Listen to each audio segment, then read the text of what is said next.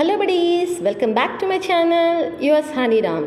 Buddies, ఈ వీడియోలో మేము విజయవాడ దుర్గమ్మ గుడి మెట్లు పూజ ఏ విధంగా చేశానో చూపించేస్తాను పదండి. అంతలోపు విజయవాడలో జరిగిన ఒక నిజ సంఘటన గురించి వివరించేస్తాను. విజయనగరపు తీరాన కృష్ణానది తటాన నివసించే శక్తి రూపిణి మా దుర్గమ్మ కథ ఇది. విజయవాడలో ఊర్వశి థియేటర్లో ఒక సినిమా జరుగుతుంది. ఆ థియేటర్ ముందు ఒక రిక్షా కార్మికుడు ఉన్నాడు. ఎర్రచీర పెద్ద బొట్టు పెట్టుకొని ఉన్న ఒక అమ్మ ఆయన దగ్గరకు వెళ్ళింది. నాయనా, ఇంద్రకీలాద్రి వెళ్ళాలి, వస్తావా అని అడిగింది. అప్పుడు ఆ రిక్షా అతను మా అమ్మను ఎక్కించుకొని ఇంద్రకీలాద్రి వైపు వెళ్తున్నాడు. దారిలో అమ్మ ఆ రిక్షా అతను ఇలా అడిగింది. ఇప్పుడు అర్ధరాత్రి 12 అయింది. ఈ సమయంలో అమ్మవారు నగర సంచారానికి వస్తుందంట. నీకు భయం లేదా బాబు అని అడిగింది. అప్పుడు అతను, తప్పు చేసే వాళ్ళకి భయం వేస్తుంది, నాకెందుకమ్మా అమ్మ తోడుండగా అని వివరిస్తాడు. ఇంతలో ఇంద్రకీలాద్రి రానే వచ్చింది. అప్పుడు వెనుకకు తిరిగి చూడగా అమ్మ మెట్లెక్కుతూ కనిపిస్తుంది. అమ్మ, మీరు డబ్బులు ఇవ్వలేదు అని అడగగా, తలపాగులో పెట్టాను చూడు బాబు అని మాయమైపోతుంది. అతను ఆ తలపాగలో చూడగా నిజంగా బంగారు గాజులు కనిపించాయి. అతని ఆనందానికి అవధులు లేవు.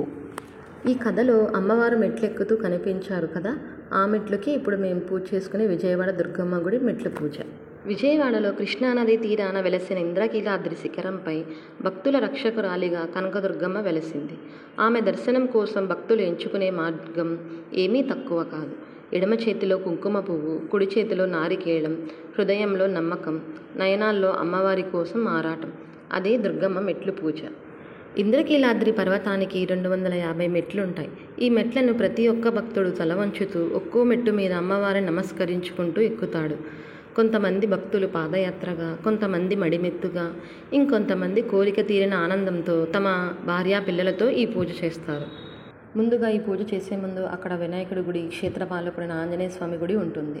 వారిద్దరికి నమస్కరించుకొని నేలని నీళ్లతో కడిగి బియ్యం పిండితో ముగ్గు వేసి పసుపు గణపతిని చేసి దీపారాధన కొబ్బరి నూనెతో కానీ నువ్వుల నూనెతో కానీ చేసుకోవాలి. నైవేద్యంగా సలివిడి వడపప్పు పెట్టి, తాంబూలం పెట్టి కొబ్బరికాయను కొట్టుకోవాలి. ధూపదీప నైవేద్యాలతో పూజ చేసుకోవాలి. కొంతమంది ఈ పూజలో పసుపు గణపతితో పాటు గౌరీదేవిని కూడా చేసి పూజ చేసుకుంటారు. ఏ విధంగానైనా చేసుకోవచ్చు. ఇంకొంతమంది అఖండ దీపారాధన చేస్తారు. వీడియోలో చూపిస్తున్నాను కదా బడీస్, ఈ విధంగా అఖండ దీపారాధన కూడా చేసుకోవచ్చు.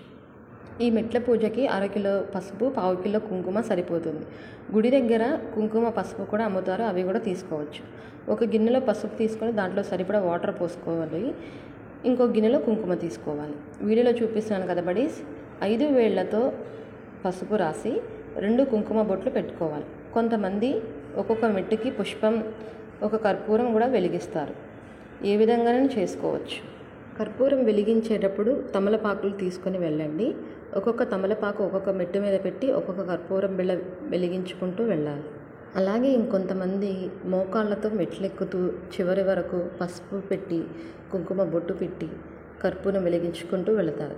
ఎవరికి తోచిన విధంగా భక్తి శ్రద్ధలతో ఈ పూజ ఏ విధంగానైనా చేసుకోవచ్చు. ఈ పూజ చేసే సమయంలో మీరు మొబైల్ ఫోన్స్ కింద లాకర్లో పెట్టుకొని వెళ్ళండి.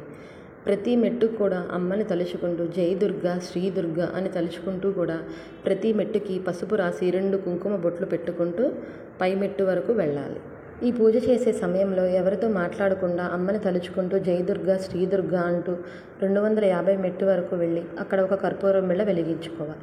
ఈ పూజ చేయడానికి సరిగ్గా 1 గంట సమయం పడుతుంది. ఈ పూజని ఉదయం, మధ్యాహ్నం, సాయంత్రం ఏ సమయంలోనైనా చేసుకోవచ్చు. ప్రతి మెట్టు ఒక మనోభావం, ప్రతి మెట్టు ఒక ప్రార్థన.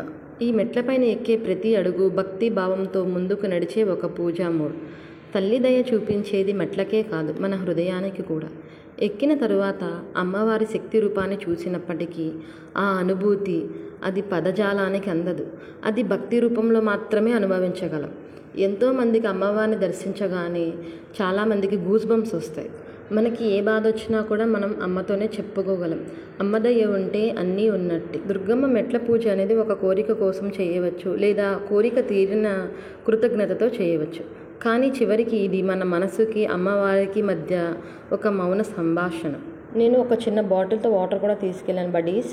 మనకి మధ్యలో పసుపులో కొంచెం వాటర్ పోయవలసి వస్తుంది. మార్గ మధ్యంలో వాటర్ అవైలబిలిటీ కూడా ఉంటుంది. ఒకసారి మెట్లు పూజ చేసేటప్పుడు ఎవరితో మాట్లాడకుండా శ్రీ దుర్గా జై దుర్గా అనుకుంటూ ఎక్కితే చాలా మంచిది.